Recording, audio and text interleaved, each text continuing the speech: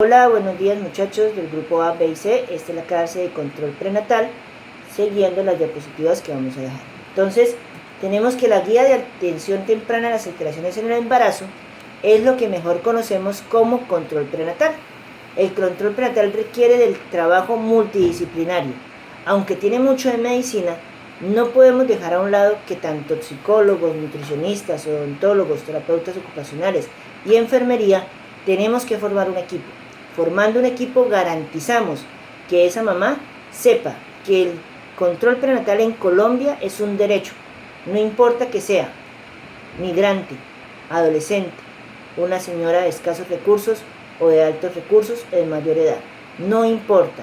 El control prenatal no genera ningún gasto, ninguna cuota moderadora. Lo que sí necesita es que ella se acerque a ese puesto de salud o a esa unidad básica o a ese centro médico. Entonces, es el conjunto de acciones y procedimientos. Es fundamental entender esto. ¿Por qué? Porque vamos a evitar la morbimortalidad materna y perinatal. O sea, que mueran mamitas o que mueran bebés por falta de controles prenatales. En Colombia se considera que hay cerca de 100.4 mujeres que mueren por cada 100.000 nacidos vivos. O sea que si en los últimos 10 años aumentamos en 10 millones la población, quiere decir que han muerto alrededor de 1.000 mujeres, o sea que hay 1.000 niños huérfanos en nuestro país en los últimos 10 años que murieron sus mamitas durante el embarazo. Irremediablemente hay que disminuir esa tasa. ¿A cuánto? A menos de 10 muertes por cada 100.000. Se están logrando metas en algunos departamentos, pero en algunos otros, desafortunadamente, como Putumayo, Caquetá, Chocó, La Guajira y hasta Córdoba, siguen siendo muy altas. ¿Y cuál es el problema? Es un problema técnico. ¿Por qué? Porque sabemos que esas zonas son de difícil acceso para la población llegar o movilizarse de un sitio que haya un puesto de salud, así sea lo más pequeñito, cercano. Entonces vemos que las áreas distales son las áreas que más afectadas se ven en el riesgo de morbimortalidad materna y perinatal.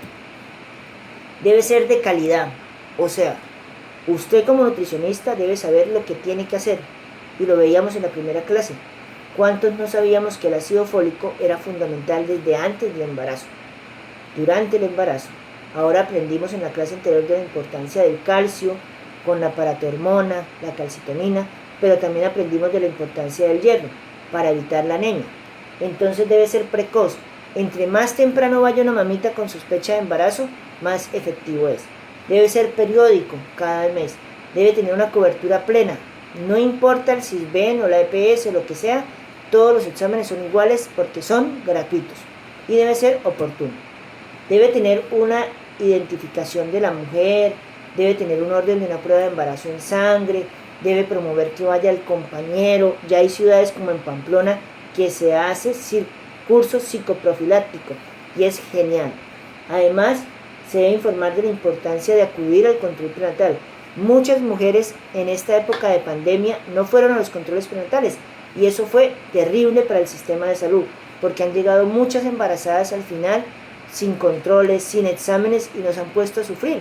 ¿Por qué? Porque los niños duran hospitalizados 8 o 10 días y es importante que sepamos cómo está inscrita. Vamos a valorar antecedentes desde hábitos, si fuma, no fuma, consumo de alcohol, maltrato, violencia intrafamiliar, cantidad de hijos y demás. ¿Por qué? Porque son importantes para saber si hay un alto riesgo. Además, antecedentes ginecológicos, familiares, por ejemplo, si es hermanos, si son primos, si son consanguíneos, si hay algún tipo de antecedente familiar, como gemelos, si hay antecedentes de síndrome de Down o demás, es importante conocer.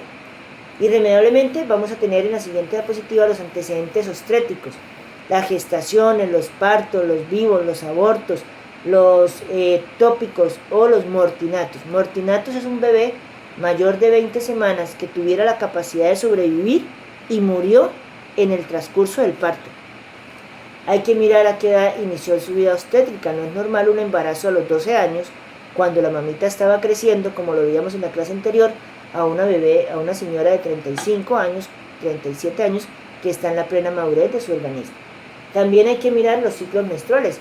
Doctor, tuve un bebé en enero y yo creí que porque le estaba dando lactancia no iba a quedar embarazada y quedé embarazada en febrero. Bueno, ya hay que asumirlo, entonces hay que saber que también hay un déficit de calcio o demás para hacer rápidamente una intervención. Y peor aún, muchas mujeres que quedan embarazadas continuos a veces no acuden al control prenatal porque se las creen que ya a mí me hicieron todos los exámenes, van a salir negativos, yo para qué voy por allá. No, todo control prenatal es necesario que sea consecutivo e único. ¿Cómo así? Cada embarazo es diferente. La gestación actual debe definir una fecha de la última menstruación o de la regla para que el médico o la enfermera le dé un aproximado de cuándo van a ser.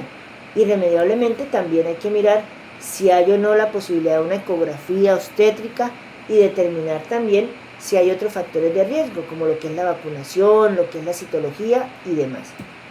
También en esa primera consulta pues hay que tomar medidas antropométricas, o sea, el peso, la talla, el parquímetro cefálico, la parte abdominal, la parte del bíceps, la parte de todo lo que son los signos vitales, frecuencia cardíaca, respiratoria, tensión arterial. Debemos también realizar un examen esquemático. ¿Cómo así? Mirar que no haya insuficiencia respiratoria, insuficiencia renal, mirar cómo está la función hepática. Entonces debe ser muy global para que empezando el embarazo tengamos una adecuada formación de ese bebé. Tenemos que tener una evaluación por ginecólogo en lo posible. ¿Cómo así? Si vives en Silos, que está a 3 horas de Pamplona, hay que garantizarle que por lo menos una vez en ese embarazo lo vea el ginecólogo de Pamplona. ¿Por qué? Porque si el ginecólogo del hospital de Pamplona encuentra alguna alteración, lo va a mandar al perinatólogo y así ayudamos a esa mamita y a ese bebé. Debemos hacer un análisis del cálculo de la ganancia de peso. Debemos tener una adecuada medida de la altura uterina si no disponemos de ecografía o de una FUR confiable. Y debemos vacunar de manera contra la vacuna antitetánica. Recuerden que ahora pues todo el mundo tiene acceso a la ecografía en las ciudades. Pero si usted es nutricionista y va con su promotora de salud a la vereda de Bichada, que queda entre el río Meta y el río Guaviare, donde no hay ni luz, y a usted le dijeron, hay una señora que está embarazada, entonces no hay médico y ni la promotora sabe cómo se mide, usted se acuerda de la clase de hoy, donde la altura uterina le puede dar una aproximación de cuántas semanas puede tener. Y puede pasar que ninguna de las maternas que usted vio en esa vereda haya consumido hierro, calcio ni ácido fólico. Entonces usted va a respirar y va a averiguar qué dieta tenía para saber si por lo menos tenía un adecuado componentes nutricionales similares a los que necesitara. Pero también es cierto que debes poner en alerta a los estamentos de salud para que sepan que hay embarazadas en esa área lejana. Porque no crean que todo el mundo se hace ecografías cada mes. En este país siguen habiendo sitios donde aún no llegan los médicos. Esta gráfica, aunque yo sé que la están viendo con su profesora, pues irremediablemente lo que queremos enfatizar es que la adecuada ganancia de peso va a permitir una adecuada ganancia fetal. Porque no solamente si alguien pesa 50 kilos y el bebé pesa 3,5 kilos, va a pesar solamente lo del bebé. Recuerden la acomodación del útero, de los pulmones, tenemos los riñones, la parte de la presión oncótica, los edemas en miembros inferiores, todo eso pesa. Pero es que todo es una estructura para que el bebé crezca rápidamente. Irremediablemente, estos tres son nuestros amigos: ácido fólico, calcio y sulfato ferroso.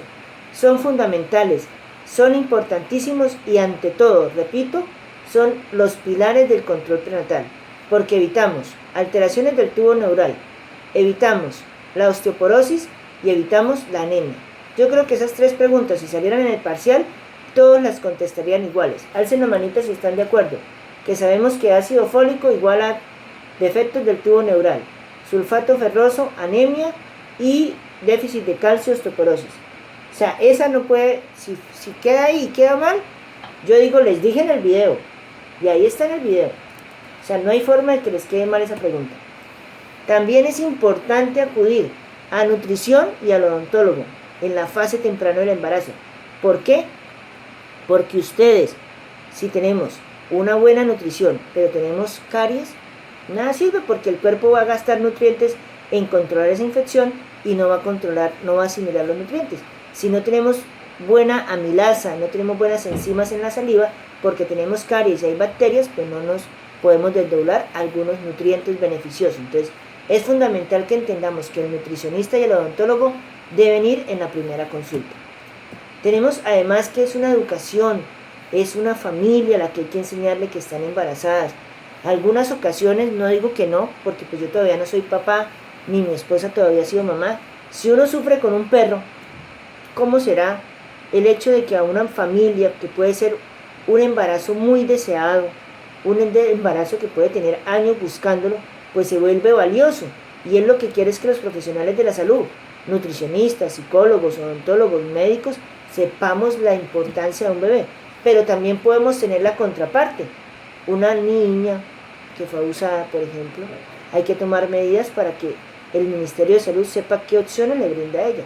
Pero también podemos tener las opciones de que una mujer vulnerable, que es cabeza de hogar, también hay que brindarle las opciones para que ella lleve adecuadamente su control prenatal. Podemos también tener mujeres desnutridas, migrantes, por ejemplo. Los migrantes consumen dietas ricas en carbohidratos, irremediablemente no están teniendo la mejor manera de nutrición, pero ella quiere seguir adelante con su embarazo. Entonces tenemos una responsabilidad familiar y estatal. También los signos de alarma, enseñarle a ella a reconocer cuando hay una infección urinaria, cuando es normal que haga del cuerpo o no, cuando es normal que sienta el bebé, que es normal que salga en la orina. Todo eso es importante.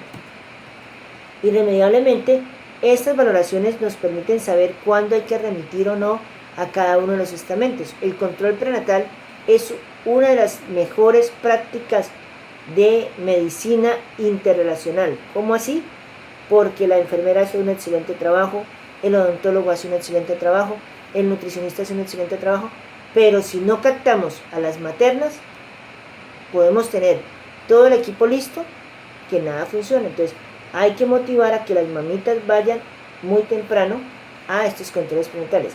Hay igual unos exámenes: VIH, hepatitis B, toxoplasma, rubeola, BRL, sífilis, que son fundamentales para saber cómo funciona el bebé en la parte infecciosa.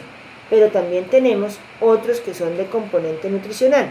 Y aunque suene extraño, el cuadro hemático es el único que nos dice si hay anemia o no. Pero si hay anemia, usted debe imaginarse que también hay un déficit de calcio y un déficit de ácido fólico. Porque si hay un déficit nutricional con el hierro, fácilmente es una mamita que está teniendo o muchos vómitos o está teniendo alguna incapacidad para poder asimilar los nutrientes. Tenemos que hacer todos estos exámenes que vemos acá. En la primera visita: hemoglobina, hemoclasificación, BRL, hepatitis B, VIH. En el segundo trimestre hacemos uno muy importante para ustedes los nutricionistas, que es ¿cuál? El test de Sullivan, o sea, la prueba de glicemia, en la cual nos dice si hay un alto riesgo para tener diabetes gestacional o no, y si se puede hacer intervención con dieta o no. ¿Queda eso claro? Levántenme la manita. Si yo les pregunto cuál es el examen que nos valora la parte nutricional, tenemos dos. Uno, el cuadro hemático, el hierro. Si tenemos anemia, debemos tener déficit de ácido fólico y de carbonato de calcio. Pero el que tiene intervención con ustedes, con el diagnóstico o con el resultado, es el test de Sullivan, o sea, el test de carga de glucosa, porque ustedes pueden intervenir ahí antes de requerir ¿qué? El uso de medicación. Y las ecografías, el flujo vaginal y demás son exámenes para mirar el bienestar del bebé. Factores de riesgo. Dijimos en la clase anterior, si tiene menos de 18 años, se está formando aún ella, creciendo, imagínense, yo creciendo y la del bebé creciendo, se vuelve un poco complicado. Si hay desocupación familiar, ¿por qué? Porque si no hay empleo, no hay comida, y si no hay comida, no hay nutrientes. También la malnutrición. Si sigue comiendo hamburguesas, si sigue tomando trago o fumando, también forma factores de riesgo. Irremediablemente la violencia doméstica. Si el marido es un celoso y dice que es que usted se va a ver con el mozo y no le deja ir al control prenatal y pierde uno, pierde dos, pierde tres, pues irremediablemente eso también afecta. El humor, la parte si es un embarazo deseado o programado. Hemos tenido mujeres sin un control prenatal. Y no estoy hablando de migrantes, estoy hablando de mujeres de nuestros pueblos que no sabían o que se sentían rechazadas o que se dieron cuenta y que la mamá no quería que supiera y llegan sin controles prenatales. Entonces es sensibilizar desde que estamos en los colegios y escuelas que nuestras niñas sepan y lleven el mensaje, los niños y las niñas, los profesores, lleven el mensaje que algún día, si por alguna situación la adolescente, la mamá es adolescente, la mamá que tiene más de 40 años queda embarazada, sepa que cuenta con el apoyo de todo el gobierno y todos los estamentos. No somos quien para juzgar. Igual si hay alguna enfermedad clínica, anemias, lupus, enfermedades autoinmunes, psiquiátricas, ¿cuántas mujeres vemos que por ser psiquiátricas son vulnerables y pueden quedar embarazadas? Eso es un alto riesgo. O mujeres que consumiendo también lo que son anticonceptivos quedan embarazadas. Irremediablemente tenemos que definir si hay nulíparas, si hay multíparas, cuánto fue entre el anterior embarazo y este embarazo, si tenía cirugías, cuántas mujeres no se han hecho la liposucción, la mamoplastia, la megacirugía de 30 millones y no se cuidaron y quedaron embarazadas. Pueden ser factores de riesgo porque son cuerpos que están lastimados, que han disminuido su dieta en proteínas y debemos tener todo eso pendiente para que haya un adecuado embarazo. Igual, irremediablemente tenemos también lo que son alteraciones como las amenazas de aborto, las rupturas prematuras de membranas o las infecciones urinarias recurrentes. Tenemos que tener en cuenta que debemos identificar a cada materna. No se pueden cruzar los carnés, porque hay mamás que solamente llevan el carné, y si viene el carné de Pepita con el nombre de María, difícil que el médico crea que sean los controles de ella. Entonces podemos tener estancias hospitalarias prolongadas. Irremediablemente el examen físico. Entonces, recuerden que volvimos a las clases anteriores. Al principio se vasodilatan, no debería haber precalancia, no debería aumentar la tensión arterial, pero al final del embarazo, para hacer contracción del parto, necesitamos que esa tensión arterial suba un poquito para que sea efectivo, pero no es normal que la tensión arterial suba, no es normal que los bebés cuando están haciendo la ecografía tengan alguna alteración, por ejemplo una alteración de la placenta, de la arteria uterina, de la vena uterina, o que tenga algún tipo de alteración en relación al crecimiento intrauterino. Algo está pasando y no todo es nutricional, pueden haber otros factores como lo vimos en la clase anterior. Tenemos además que acá vemos por ejemplo hemoglobina hematocrito debe ser mayor o igual a 11, el BRL ser negativo, el urocultivo negativo, la prueba de glicemia debe ser menor a 140. Entonces, por ejemplo, yo le puedo poner a usted la siguiente pregunta en el parcial: madre de 10 semanas de embarazo con hemoglobina de 10.8, un BRL positivo, un urocultivo positivo, un frotis vaginal positivo y una prueba de glicemia de 180, un ejemplo. Entonces tiene que ser capaz de decir, esa paciente no está bien, yo tomo lo que tiene que ver con la glicemia para intervenir, pero la remito a enfermería porque tiene unos exámenes alterados y al médico para que haya el seguimiento. Lo que yo no quiero es que si algún día un familiar mío o mi esposa va al nutricionista y él solamente mire, no, el resto de exámenes no, déjeme solamente el test de Sullivan. Ah, está normal. ¿Por qué? Porque usted no sabe si esa mamita no ha ido al control prenatal la última semana. Y si usted como personal de la salud ve que dice VIH positivo o BRL positivo, lo menos que tiene que hacer es pararse de su silla un momento. Jefe, mire, yo estoy revisando el test de Sullivan, pero irremediablemente tengo que este BRL positivo. Puede que usted no sepa qué es sífilis, puede ser que usted no sepa VIH-Sida o hepatitis B, pero busque a alguien que si salió positivo, sepa qué intervención puede darle a esa mamita. ¿Queda eso claro? Bueno. Irremediablemente la ecografía nos permite tres cosas: mirar si hay la transluminancia nucal. Eso en términos médicos, anótelo ahí, transluminancia retronucal, es lo que tiene que ver con lo que tiene que ver en relación al síndrome de Down. Es importante que un familiar, el papá, la mamá, sepan de esa condición, y es en el primer trimestre, alrededor de la semana 12. En el segundo trimestre es más ver las arterias uterinas, ¿sí ve? La localización de la placenta, si está anterior, si está intermedia, ver cómo están las arterias uterinas, la vena uterina, para saber cómo es el flujo. Y el médico se imagina el flujo y dice 51 mili de mercurio por minuto, quiere decir que tiene un buen flujo sanguíneo, por lo tanto debería tener una adecuada cantidad de nutrientes, debería tener un adecuado crecimiento. A mayor hipertensión de las arterias y vena uterina, menos flujo sanguíneo, menos nutrición, bingo, RCU, retardo en el crecimiento intrauterino. Entonces, hoy vamos a tener claro ese concepto. Si hay una hipertensión en las arterias y venas de nuestro bebé, irremediablemente estamos teniendo una malnutrición y por lo tanto estamos teniendo un RCU, que es un retardo en el crecimiento intrauterino. Y irremediablemente en el tercer trimestre pues vamos a confirmar cómo está la presentación, si está de nalgas, si está de cabecita, cómo es el peso estimado, para que el pediatra le digan, doctor, viene de 3.000 gramos, listo, lo recibimos acá en Pamplona. No, doctor, viene de 2.000 gramos porque tiene un RCU. No, toca mandarlo para Cúcuta. Entonces, todos esos valores son importantes. Yo soy un enamorado de todas las intervenciones. Y créanme que si a mí me entregan un bebé de 2.000 gramos, pues yo de una vez activo la alerta, que es lo que vamos a ver en la siguiente clase. Plan canguro y nacimiento normal. ¿Cómo así las alertas?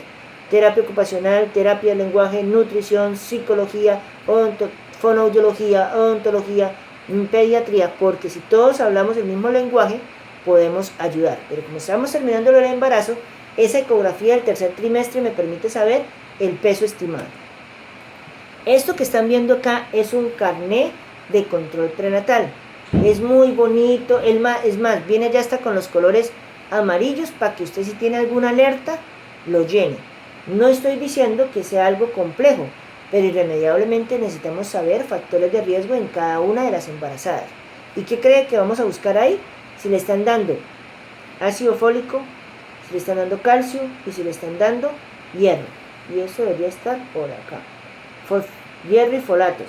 Sí, hierro, no hierro, ahí está abajo, aquí donde está el mouse. Hierro sí, no, mire que si usted no le está dando hierro es un amarillo, folato sería el calcio, es un amarillo, entonces eso es importante. ¿Qué más? Miramos por acá donde está lo de la parte de el test de Sullivan. Ay, por acá. Por acá. Estado civil, movimientos, sífilis, VIH. Bueno, la hemoglobina también está acá. Mire que si está menor de 11 es otra alerta. Si tiene algún examen evidenciado también es una alerta. Y por acá debería anotarse en signos de alarma el valor del test de Sullivan, si lo realizaron o no. Entonces, si algo marca en amarillo, irremediablemente tenemos que estar alertas porque algo está pasando. Entonces acá está un poco mayor los controles prenatales, si se utilizaron esteroides, si hubo ruptura prematura, la presentación, si hubo preeclampsia, eclampsia. Mira, aquí está si hay diabetes, que es casi que tiene 3 condiciones en el momento de determinarlo. Si se requirió en el momento de forces, que son como unas tenazas, como unas cucharas para sacar los bebés, la posición del parto, si hubo acompañante, si hubo desgarro, si hubo placenta, ligadura. Entonces todo esto es un carnet que es muy completo, si se dan cuenta. El tamizaje neonatal, si le hicieron el BRL, el TSH, la hepatitis B, la audición, si hubo meconio, que es hacer popó el primer día, si estaba boca arriba, el peso, mire si está adecuado, pequeño o grande, si falleció desafortunadamente, y al momento de salir también si tiene la antirrubeola y si se fue con anticoncepción. O sea, es un control prenatal muy adecuado. Y las siguientes diapositivas son netamente informativas, solamente para que sepamos que si no intervenimos adecuadamente podemos presentar las siguientes complicaciones. ¿Cuáles? Ya las vamos a ver. El aborto. No sabemos que sea provocado o no provocado, pero el aborto genera unos cambios totales a nivel de la materna. ¿Cómo así? Claro está. Si una mujer genera un aborto, puede perder sangre, puede perder, deberse a una anemia, puede permitirse que haya una lipotimia, que es un desmayo, puede provocar por lo tanto una hipovolemia, que es pérdida de sangre por hemorragia, y puede morir. Pero irremediablemente es cuando ya se ha expulsado todo el producto. No estoy hablando de aborto provocado o aborto no provocado, estoy hablando del término aborto. Cualquier aborto puede generar esas complicaciones. También tenemos los vómitos excesivos, que son la hiperemesis gravídica.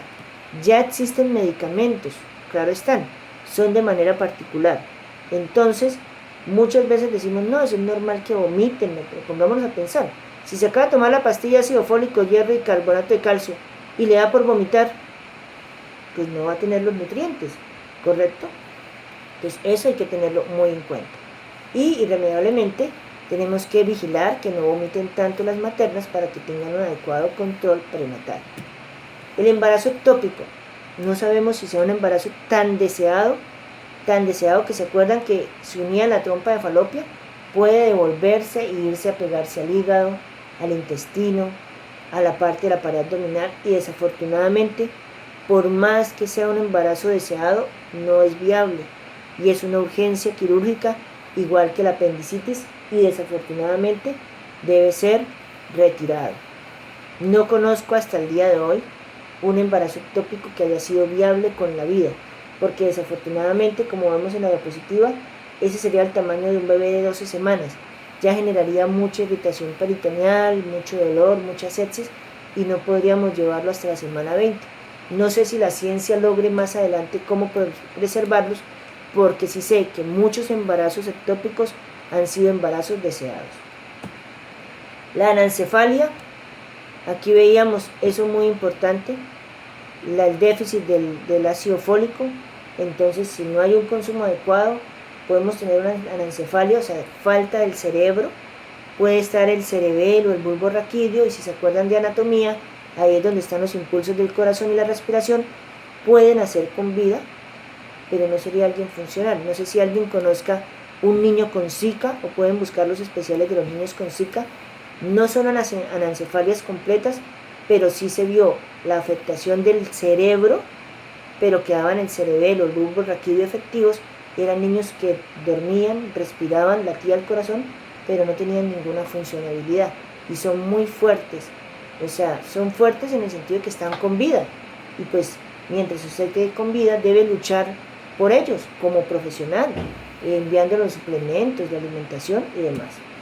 La espina bífida, nuevamente, otro defecto del tubo neural. Aquí ya con esta imagen vemos la afectación, entonces también se debe ¿qué? Al déficit del consumo del ácido fólico. El mielomeningocele también es una afectación de la columna, se ve afectada en relación al no consumo de ácido fólico o alteraciones genéticas. Ya en el segundo trimestre hablamos de esta, la preeclampsia, la más conocida. Entonces, hipertensión, hinchazón de las manos, hay eliminación de las proteínas en la orina, visión borrosa. Entonces, no queremos que las mamitas tengan preeclampsia si tienen un adecuado control de la tensión arterial o tienen una adecuada alimentación, y mejoramos el flujo sanguíneo a nivel de la placenta. La placenta previa, miren acá esta imagen, la placenta está ubicada siempre en región lateral, pero si está anterior y el cuello uterino está aquí abajo y está afectando la diapositiva, no, la placenta, la salida adecuada del bebé. ¿Por qué? Porque en esta él, mientras va saliendo, sigue alimentándose por el cordón umbilical, pero en estas dos es imposible que él pueda seguir alimentándose con el cordón umbilical en esa fase activa del parto, porque se desprendería la placenta, y si se sale la placenta y el bebé queda atrapado arriba, es un alto riesgo de que pueda fallecer. La anemia. Esta es la mayor intervención que ustedes y nosotros podemos realizar por nuestras maternas. Es simple. Vamos a ponerlo en una lógica de estudiante-profesor. Si yo en este momento estuviéramos en clase, los 21, y yo veo que alguien se está quedando dormido, y duerme, y van 2 clases, y el cansancio, y aparte perdió el parcial, con todo y que les dije las preguntas del parcial. Entonces yo le pregunto, venga Pepito, ¿qué está pesando? No, doctor, es que... Y le miro aquí las conjuntivas y están pálidas. Ahora imagínense una embarazada que tiene que pensar por ella misma, su cuerpo, y además tiene que producir sangre en un bebé. Pues irremediablemente va a tener palidez, mareo, falta de aire, y es lo que sí podemos intervenir. Y nos va a decir, no es que esa pastilla me produce estreñimiento, no es que esa pastilla me cae muy mal. No, debemos motivar a las mamás que hagan su consumo adecuado de nutrientes. La diabetes gestacional entonces aumenta el riesgo de preeclampsia, de parto prematuros, pero de dar bebés macrosómicos. Y si nos da bebés macrosómicos es un riesgo porque son bebés que pueden sufrir de hipoglicemia además. Pero lo más importante en ellas, porque todavía estamos en la etapa materna, es que puedan sufrir después de diabetes. O que en el siguiente embarazo ya definitivamente haya una descompensación y requiera hasta insulina. La hidrocefalia, aunque es algo netamente del embrión, si hay un bebé, ¿se acuerdan que decíamos que él tragaba su líquido amniótico pero lo orinaba? O sea, los nutrientes, salía la orina por el riñón, por la vejiga, orinaba y ese era el líquido amniótico. Entonces, imagínense que tengamos una obstrucción del líquido cerebral y no podemos hacer intercambio de los desechos de los neurotransmisores o de la sinapsis o de lo que tienen que ver con las neuronas, pues irremediablemente si sigue creciendo puede afectar un embarazo no controlado o un embarazo controlado. Esto lo operan en ciudades como Bogotá, ciudades como Medellín, pero si la mamá no se ha dado cuenta, puede haber una afectación y por lo tanto estar en compromiso las dos vidas. No toda hidrocefalia es muerte, pero irremediablemente tenemos que tener en cuenta que debe ser detectada a tiempo. El desprendimiento de placenta es muy terrible, es de las cosas más terribles en medicina porque a los médicos les enseñan una maniobra, la maniobra de detección de placenta. Si usted mete la mano y siente como césped, como pasto, tenga la mano ahí, ni se le ocurra sacarla. Y él automáticamente le dice a la enfermera jefe, si está en el puesto de salud de Silos, que queda 4 horas de Pamplona, jefe, esto es un desprendimiento de placenta, me voy con la mano acá y móntense la ambulancia. Y él con la mano entre la vagina, para garantizar que no se venga. Y han habido casos que han sido exitosos y llegan a donde hay un pediatra, donde hay un ginecólogo, pero desafortunadamente en muchas ocasiones fallecen. Y tuvimos una experiencia muy fuerte en el último año por un desprendimiento de placenta de un bebé que era un bebé deseado y entonces es algo súbito, no hay forma de controlarla porque si sale la placenta, desafortunadamente el bebé fallece.